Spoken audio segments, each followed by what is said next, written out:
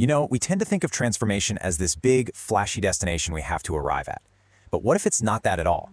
What if it's actually an internal revolution? Today, we're diving into the psychology of what real, deep, lasting change is all about. Not the quick fixes, but the fundamental rewiring of who you are. It's such a strange, quiet moment, isn't it? It's not necessarily a moment of failure, but this feeling of disconnection. Like the person you see isn't quite the person you were meant to be. Well, that feeling, that little bit of discomfort, that's exactly where this whole journey really begins. We love the idea of a single dramatic turning point, right? The big epiphany. But the truth is, real transformation happens much more quietly. It's a deep psychological process, a complete overhaul of how you see yourself and how you see the world. So, what is it that actually ignites this internal revolution? What's the spark that finally pushes us from that quiet discomfort into actually doing something about it? Let's get into it. Now, pay attention to the words here. We're not just talking about doing different things. Psychologically speaking, transformation is about dismantling old ways of thinking and literally building new ones. It's a fundamental shift in your perception itself. And this just nails the tipping point, doesn't it? The fear of the unknown is this incredibly powerful force that keeps us stuck. But there's a threshold. There's a moment when the pain of your current reality gets so big, so heavy, that it finally outweighs that fear. And that is the moment the door to change actually swings open. Okay, so that door is open. What's the first thing you run into? Well, it's your own mind. More specifically, it's this invisible architecture that's been running your life without you even knowing it. Think about it. When we're young, we absorb all these beliefs from our family, our culture, or first experiences. These ideas become our default programming, our invisible scripts. They just run in the background, quietly dictating our choices and what we think is even possible for ourselves. Sound familiar? The thing about these scripts is they feel like facts. They feel like objective truth, but they're not. They are just learned patterns of thought. They build the invisible walls of your comfort zone, and honestly, they're the main thing holding you back. So here's the crucial part. You don't have to tear down these walls with a sledgehammer. The very first step, the first real act of psychological rebellion, is just to notice them, to see the script as a script and not as reality.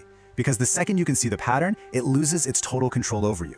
All right, so if awareness is step one, why does the process that comes next feel so messy, so chaotic? Well, it turns out there's a really good scientific reason for that.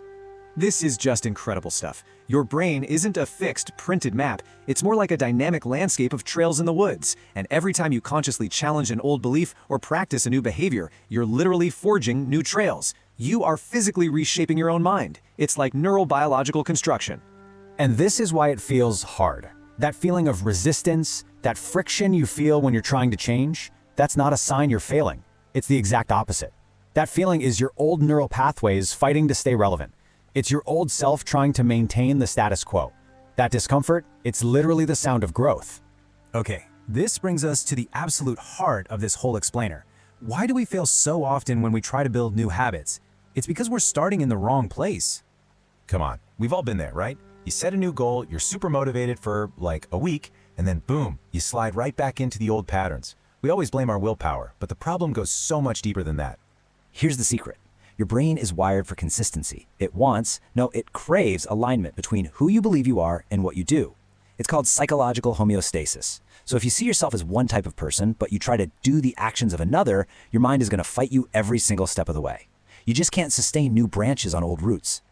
Just look at the difference here. The shift is so subtle, but it's absolutely profound. You're moving the focus from doing something to being someone. Instead of forcing a behavior, you start to adopt a new identity. And once you start to truly believe you are that kind of person, the actions that go with it feel natural. They stop being a chore. So what happens in that gap, between letting go of the old you and fully stepping into the new one? Well, you enter what's called the liminal phase. It's weird, it's confusing, it's uncomfortable, but it is absolutely essential. It's the construction zone where the real rewriting of your personal story happens. Which brings us to our final part. How do we actually get through that liminal space? How do we actively integrate this new identity so that it actually sticks for good? The tools for this aren't about brute force, they're about alignment. It all starts with radical honesty, really seeing what's there, no judgment. Then you need emotional awareness, to see your feelings as data, not as defects. And finally, self-compassion. And that's not just being nice to yourself. It neurologically calms your brain's threat response, which makes it feel safe enough to change.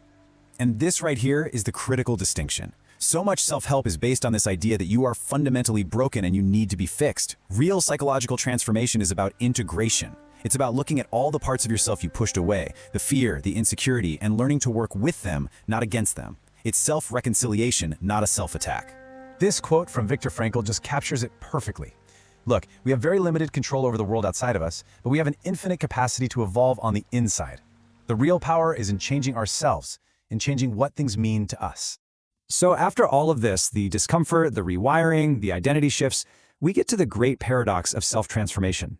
It's not actually about building a new person from scratch. It's a process of returning. It's about stripping away all the layers of conditioning, all the invisible scripts, all the masks you built just to survive. It's about remembering the whole, authentic self that was there all along, just buried underneath all the noise. And that's where we're going to leave it. This whole journey is just a constant rewriting of your internal story. So the question I have for you is a simple one. What's the old story about yourself that you are finally ready to let go of?